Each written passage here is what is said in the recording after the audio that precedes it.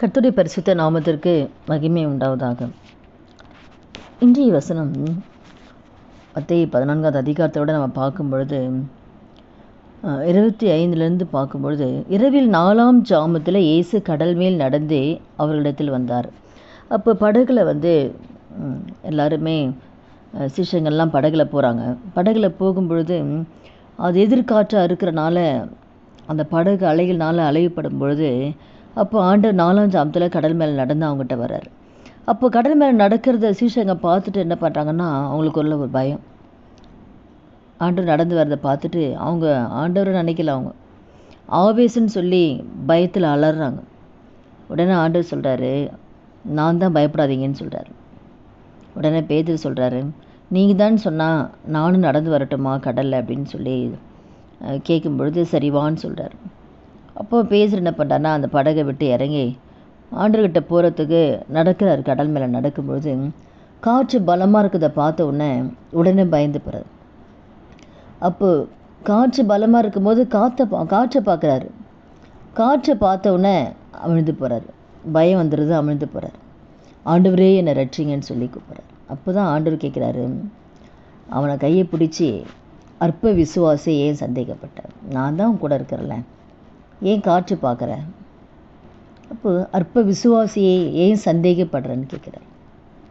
அதனால் கூட ஆண்டோடைய வார்த்தை கேட்குற நம்முடைய ஒவ்வொருத்தர் வாழ்க்கையிலையும் இதுதான் நம்மக்கிட்ட கேட்குறார், ஏன் சந்தேகப்படுறேன்? நான் உன் கூட தான் இருக்கிறேன். வாழ்க்கை என்ற அந்த கப்பலில் கர்த்தர் நம்ம கூட தான் இருக்கிறார். அப்போ நம்ம ஒரு பிரச்சனைகள், ஒரு பாடுகள், ஒரு பாதை நம்ம போகும்போது உடனே நம்ம என்ன பண்ணுறோன்னா, நம்ம சூழ்நிலையை பார்க்குறோம். இப்போ அந்த சூழ்நிலையை பார்க்கும்போது நமக்கு ஒரு பயம் வந்துடுது. ஐயோ, நம்ம மூழ்கிடுவோமோ, நம்ம அவமானப்பட்டுருவோமோ, நம்ம தலை குனிஞ்சிருவோமோ. அப்போது அந்த சூழ்நிலைகள் சம்மந்தமே இல்லாமல் இருக்கலாம். ஆனால் நம்ம சூழ்நிலைகளை பார்க்கக்கூடாது. இந்த சூழ்நிலைகளை காட்டிலும் பெரியவர் ஆண்டவரை பார்க்கணும். அதுதான் ஆண்டுக்கு அற்ப விசுவாசியே ஏன் சந்தேகப்படுறாரு? நான் தான் உன் கூட தானே இருக்கேன். இப்போ ஆண்டு நம்ம கூட தானே இருக்காரு, நம்ம கூட தான் இருக்காரு. அப்போ நாமே சந்தேகப்படணும். பிரச்சனைகள் வரட்டும், போராட்டங்கள் வரட்டும், எந்த பாதையில் போனாலும் ஏசப்பா என் கூட இருக்கிறாரு. இதை நான் மேற்கொள்வேன், இந்த பிரச்சனை நான் மேற்கொள்வேன். என் தேவனால் நான் ஒரு மதிலை தாண்டுவேன், நான் தாண்டி வருவேன். ஏசப்பா என் கூட இருக்காரு.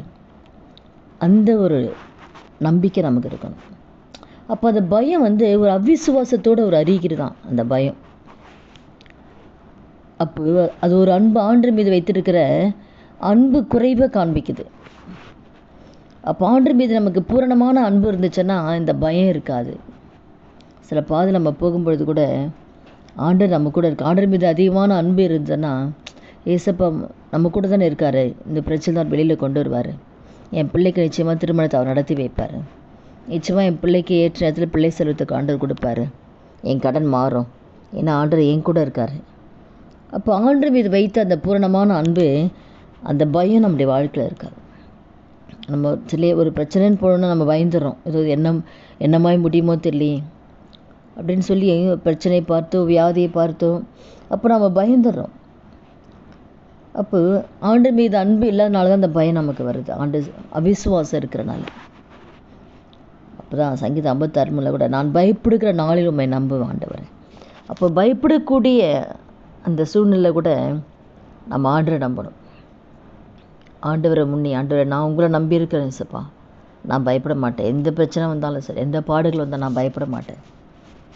நான் உங்கள் மேலே நம்பியிருக்கேன், உங்கள் மீது நம்பிக்கையாக இருக்க ஆண்டவரேன்னு சொல்லி ஆண்டவரை மாத்திரம் நம்ம நம்பி இருக்கும் பொழுது நிச்சயமாக கர்த்தர் எந்த காரியத்தை குறித்து நம்ம பயப்படுறோமோ, பயப்படும்படியான சூழ்நிலை இருக்கோ, எல்லாவற்றையும் கர்த்தர் மாற்றுவார். அதுதான் கர்த்தர் நம்மகிட்ட எதிர்பார்க்க. எந்த சூழ்நிலையும் பயப்படாது, நான் அவங்க கூட தானே இருக்கேன். நமக்காக ஜீவனை கொடுத்த தேவன் நம்ம பிரச்சனையிலேருந்து விடுதலை கொடுக்க மாட்டாரா? நம்ம வியாதிலேருந்து விடுதலை கொடுக்க மாட்டாரா? நம்ம கடன் பிரச்சனையை மாற்ற மாட்டாரா? அவர் தான் ஜீவனே கொடுத்துட்டாரே. அந்த அன்பை விட வேற என்ன அன்பு இருக்குவார்? அப்போ ஜீவனை கொடுத்த தேவன் நம்ம பிரச்சனையை மாற்றாமல் விட்டுருவாரா? அவர் செய்வார். ஏற்ற நேரத்தில் எந்த நம்ம வெட்கப்பட்டு போகாமல் அதன் காலத்தில் கர்த்தர் நேர்த்தியே செய்வார். நான் அந்த வார்த்தை கேட்குற யாரும் சோர்ந்து போகாதீங்க. கர்த்தர் உங்க கூட தான் இருக்கார். நம்ம செய்யறதெல்லாம் ஒன்று அவரை தேடணும், அவ்வளோதான். சங்கீதம் 34 கூட கர்த்தரை தேடினால் அவர் தேடும்போது நம்முடைய எல்லா பயத்துக்கும் நீங்களாக்கிடுவார். எந்த காரியத்தை குறித்து பயப்பட வேணாம். அவர் தேடும்போது நம்ம எந்த காரியத்தை குறித்து பயப்பட வேணாம். எல்லா பயத்திலும் அவர் நீங்களாக்கி விடுவார். அதனால் கூட அந்த வார்த்தை கேட்குற ஒவ்வொருத்தரும் நம்ம எந்த பாதையில் கடந்து போனாலும் நம்ம ஆண்டரை மாத்திரம் நம்ம தேடி ஆண்டரை மாத்திரம் நம்ம நம்பும் பொழுது நிச்சயமாக நம்முடைய வாழ்க்கையில் இருக்கிற பிரச்சனைகள், போராட்டங்கள், எந்த பாதையாக இருந்தாலும், வியாதிகளாக இருந்தாலும் எல்லாவற்றிலும் கர்த்தர் விடுதலை கொடுத்து, எல்லா பயத்திலிருந்து கர்த்தர் விடுதலை கொடுத்து நம்முடைய வாழ்க்கையில் அற்புதங்களை கர்த்தர் செய்து நம்மளை சாட்சியாக கர்த்தர் நிறுத்துவார். ஜெபிக்கலாமா? துதிகள் மத்தியில் வாசம் செய்ய நல்ல தகப்பனே, இயேசு கிறிஸ்து நாமத்தில் நம்முடைய சமூகத்தில் வருகிறோம். இந்த வார்த்தை கேட்குற ஒவ்வொருத்தருடைய கருத்தில் ஒப்பு கொடுத்து ஜெபிக்கிறேன்ப்பா. ஆவியானவரே, அப்போ எங்கள் விசுவாசத்தை வர்த்திக்க பண்ணுங்க. எந்த சொல்லியும் பயம் வாழ்க்கையில் வராதபடிக்கு ஆண்டவரே அப்பா, பூரணமான அன்பு பயத்தை புறம்பே தள்ளும். உன் மீது அதிகமான அன்பை வைத்து உண்மை தேடக்கூடிய கிருபை எங்களுக்கும் இந்த வார்த்தை கேட்குற ஒவ்வொருவருக்கும் தரும்படி உடைய கரத்தில் ஒப்பு கொடுக்குறேன் சப்பா. அதிகமாக உண்மை தேடி இந்த வாழ்க்கையில் இருக்கிற எல்லா பயத்தை கத்தனை மாற்றி போடும்படி நம்முடைய கரத்தில் ஒப்பு கொடுக்குறோம். அப்படி நீங்கள் செய்ய போகிற தயவுக்காக நன்றி செலுத்துக்கிறோம். இயேசு கிறிஸ்து நாமத்தில் ஜெபிக்கிறோம் நல்ல பிதாவே, ஆமீன். கர்த்தர் நாமத்துக்கு மகிமை உண்டாவதா.